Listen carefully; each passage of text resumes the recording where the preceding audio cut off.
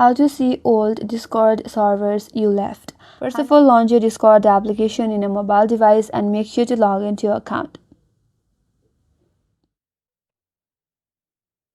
Here, unfortunately, Discord does not have a built-in features that allows you to directly see the servers that you have left.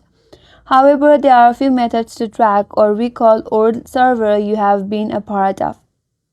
The first method is to check for your server invites. If you still have the original invite link, you can use it to rejoin the server. So you can always go through the messages or DMs in Discord for shared server invites.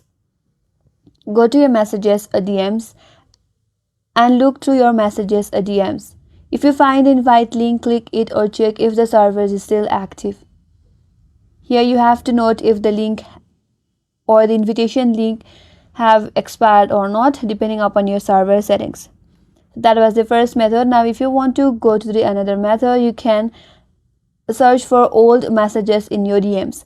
If you interacted with the members or bots from the server, your DMs might still contain the traces of the conversation or server related activity. So you can go to the DM and tap on the search icon, and here you can search for the keywords related to the server name or members. Scroll through the old chats or to find the clues.